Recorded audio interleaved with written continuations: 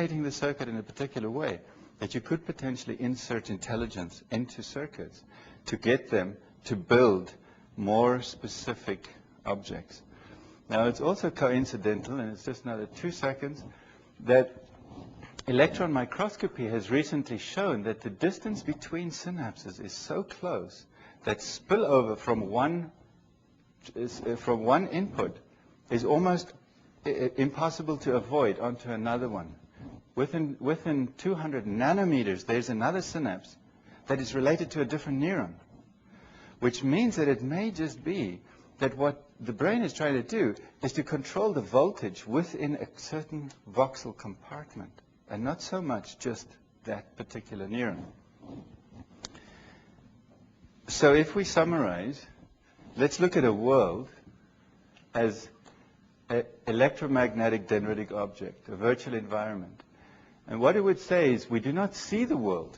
We do not see the world.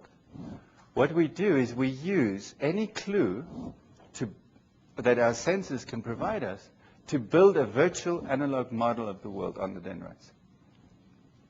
So the world that we see is not the world. The world that we see is the world we build with as much information as we can to get as accurate as we can about it so that we don't make mistakes and bump into something.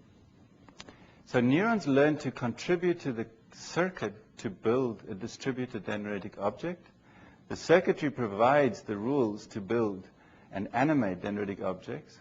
Enhanced cognition is the ability to run a simulation of the model into the future to minimize or optimize adaptation.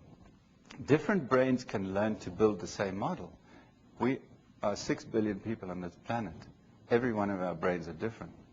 But we use similar rules to build the same world so that we can see the same world and interact. But animals are have different brains, and more than likely, they build a different world. They do not build the same world, even though it's the same world, it's presumably the same. We use spikes to transfer the minimum information required to change or transfer perceptions. It seems to me crazy to transfer entire perceptions from one place to another, one part of the brain to another. You just want to transfer those small updates. And spikes could do that. They are rich enough, but not that rich, that they could probably transfer complete perceptions. Spikes emitted on top of dendritic perceptual waves. So you could almost imagine that if you have dendritic waves, that it's just spikes are perhaps the byproduct that are driving and animating of perception. Minimize the number of spikes used to learn to transfer just the required information. It's known for several years that the key thing that happens in learning is that you actually start spiking less and less and less, because you only want to get more and more efficient to transfer some specific information. This also has a radical implication, which is that perception may be there without a spike. And that you may even have perceptions or resting potential contributing to perception. So the challenge to robotics and to people that model the brain and use spikes is this theory just says, which is a contrast to the current paradigm, it says that if you take your robot and you extracted those spikes, you may be able to get enough information for that robot to interact very intelligently. But you will not be able to use those spikes and recreate what we see here. You will not recreate the analog perception that we have when we interact with that world. You will may be able to get it to look as if it can interact, but you're not going to be able to use the spikes. So there's not enough information in the spikes to recreate such a complex analog world with every little bit of detail. It's a challenge. I'll let you read that and just skip straight to the end and say thanks very much to lots of people. Of course, Phil Goodman, who's here, has been instrumental in many aspects of this project. Idan Segev is helping in the single neuron modeling. Charles Peck and James from IBM have been involved in lots of aspects of getting the simulation to work. IBM, of course, just a very big thanks to them, because they gave us an extremely expensive machine for very little. And a lot of this work has actually been supported by the ONR while I was in Israel for 6 years. Tom McKenna was the program officer. And of course, Switzerland, thanks very much for agreeing to support with millions a project that doesn't have a clear goal. Thank you very much for your attention.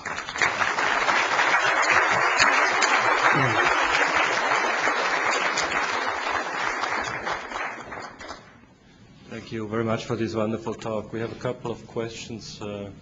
Please wait for the microphones. Do we have...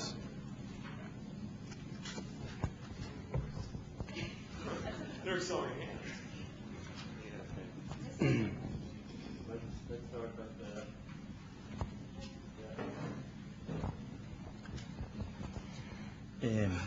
Many studies have shown recently that inhibitory neurons in the neocortex are connected, in addition to the GABAergic chemical connections, by gap junctions or electrical connections in dendrodendritic level. I wonder if you have information on those type of connections and whether you have incorporated them into your circuits. We haven't incorporated them yet into the circuit. There's a lot known, and there are a lot of other people that work on gap junctions, and there's a lot known about how they could be connected. And whatever there's known, we will incorporate into the circuit. It's not an obstacle to incorporating into the circuit. I think one thing one has to be careful about gap junctions is that they are not there all the time. Okay, if you have two neurons that have invested a huge amount of biological intelligence to make them different, if you gap them, you turn them into the same neuron. So my view of this is that gap junctions are important, but as potential moments when you want to synchronize and lose information. But there are things that we can incorporate. Henry, as someone who simulated 100 compartment model neurons, I recognize and admire the work entailed in simulating 10,000, and I applaud you for that. I want to take issue with one core thing that you touched on about a third of the way through your talk. You briefly outlined the lock and key rules for connectivity as a way to overcome this problem that you encounter when you build a circuit, which is how precisely to connect it.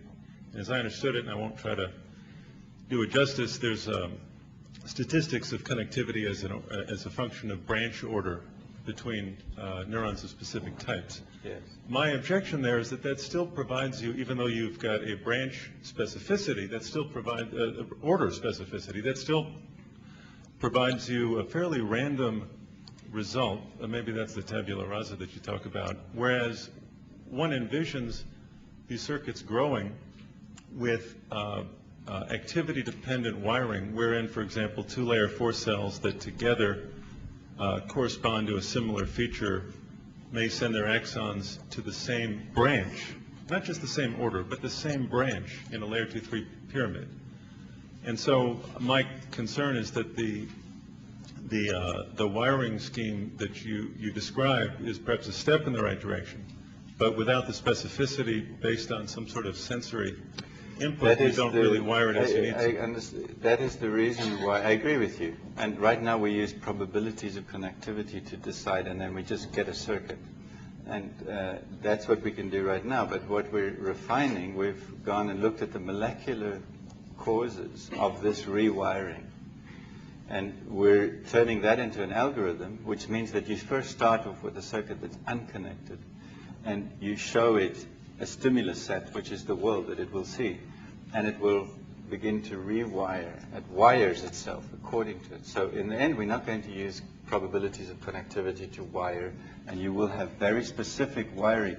If the dendritic object theory is something that one can explore further, one thing it would demand is that each neuron has to have, every synapse has to have a very specific reason for being there, because it's going to contribute in a very specific way to the object that is formed. And so that is one of the things that we will do, is we put as much of the algorithmic intelligence into it as possible. Henry, thank you for showing all of us Cajal's butterflies of the soul. But I have a conjecture, and I'd like to try that out on you, then a question. My conjecture is